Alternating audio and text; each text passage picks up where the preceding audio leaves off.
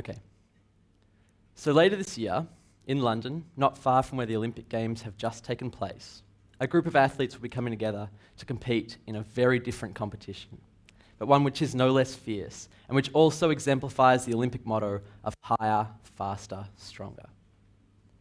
The competition I'm talking about is the World Memory Championships, where world-class memory men and women will be coming together to perform some truly astonishing feats of mental agility.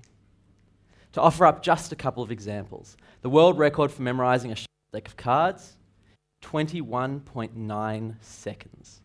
Now, just imagine how hard it is to memorize the order of 52 cards, let alone to do it in less than half a minute. Just shuffling through a deck that fast. Binary digits. You guys hear me? Yeah, that's right.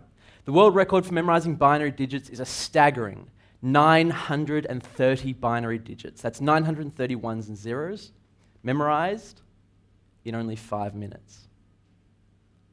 Now, to me, it's astonishing to think that there are people walking among us with these kind of superhuman memory abilities.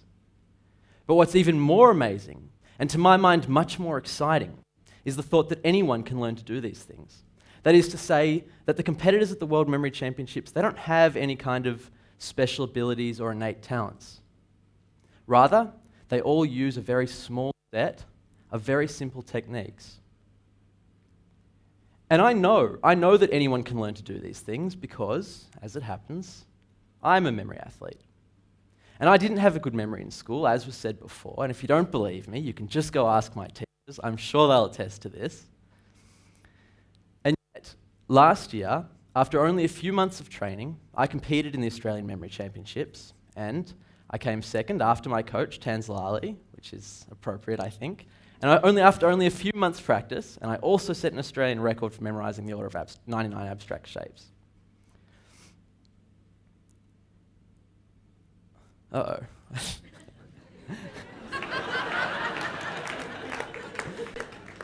No, I'm just kidding.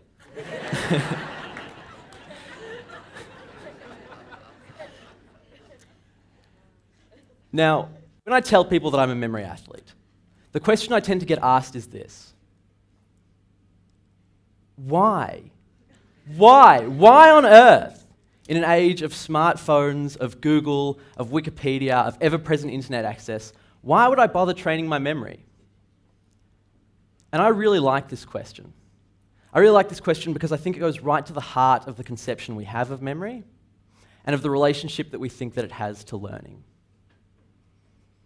And so what I'd like to do today, it's a conception of memory that I think we get from school, where we've given kind of lists to memorize, and we sort of do it by kind of repeating it and repeating it and repeating it and drumming it into our heads. It's a conception of memory as being a kind of dull, impersonal, and ineffective parroting.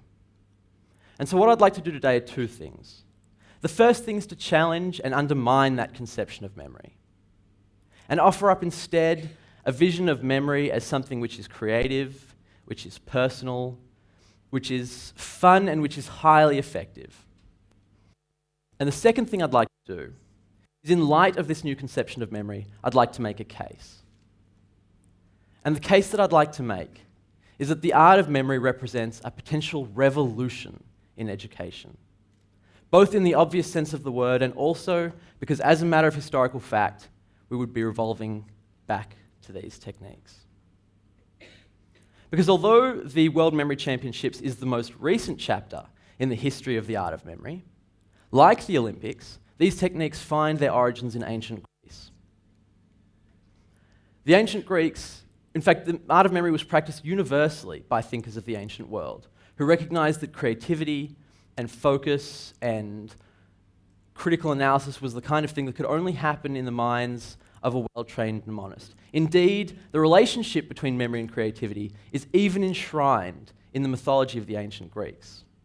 Appropriately, Mnemosyne, which is where we get our word mnemonic, the goddess of memory, was also the mother of the muses, the Greek goddesses of creativity. The memory techniques were then adopted by early Christian monks and safe within the curriculums and cloistered walls of Christian monasteries. Try saying that 5 times really fast. Gave me a bit of a headache practicing this speech. These techniques made their way up through the Renaissance, where they formed a cornerstone of the education system and were taught alongside grammar, rhetoric, and logic. In fact, it was only with the Protestant Reformation, which sought to do away with much of the lush visual imagery of the Renaissance, including the rich mental imagery of the art of memory, that the art of memory was driven underground and replaced with the kind of rote methods of memorization that we know today.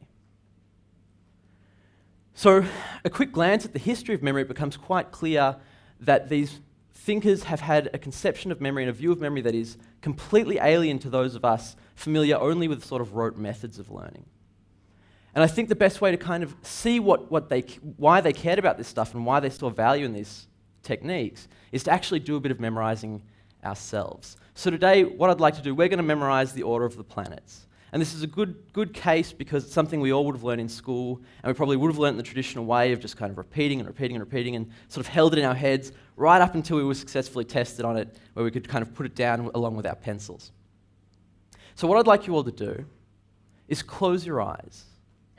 And in full brain bandwidth, using all the kind of sensory energy and imagination that you can muster, just picture the following story.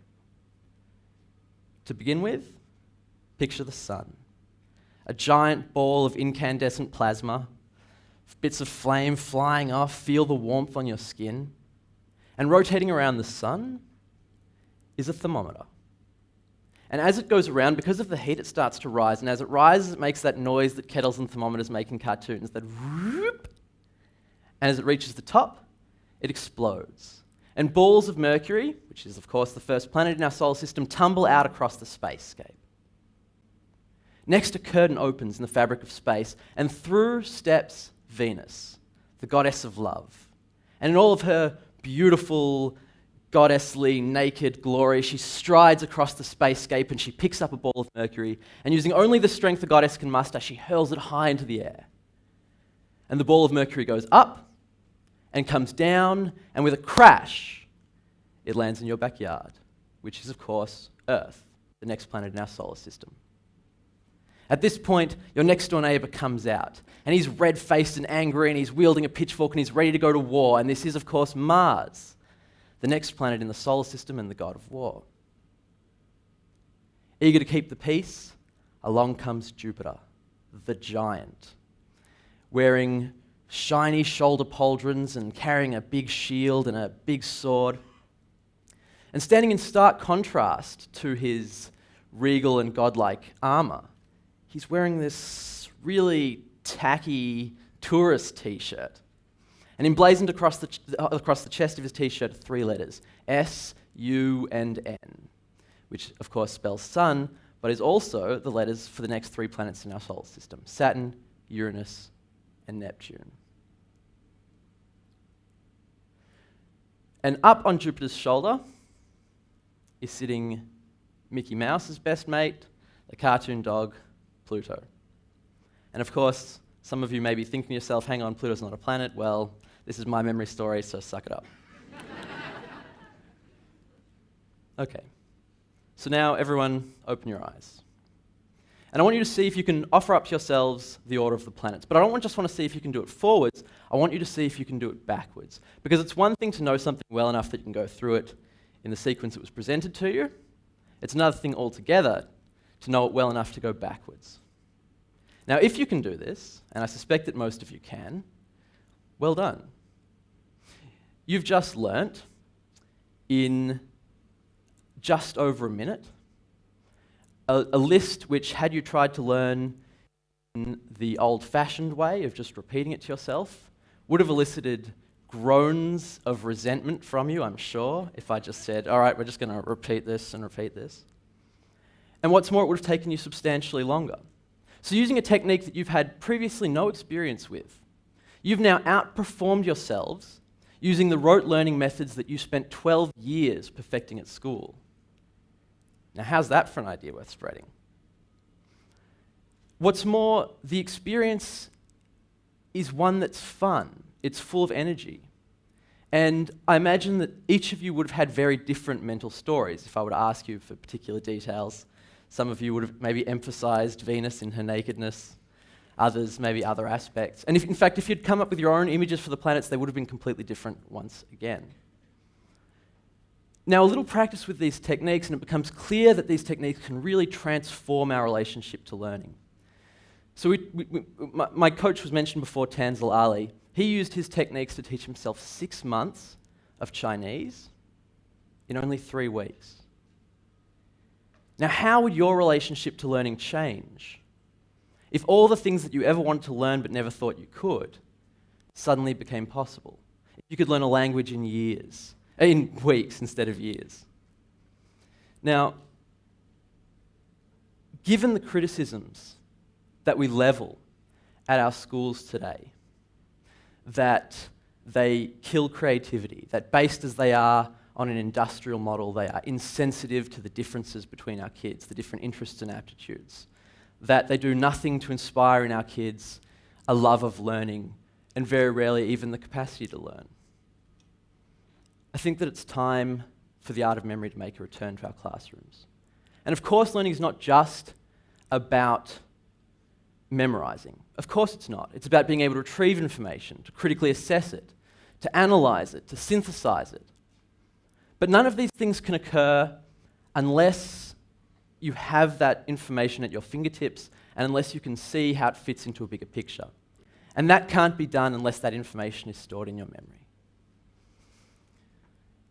And so, given that this is the case, I think that these techniques, which have for so long been a cornerstone of education, should make a return to our classrooms. Thank you.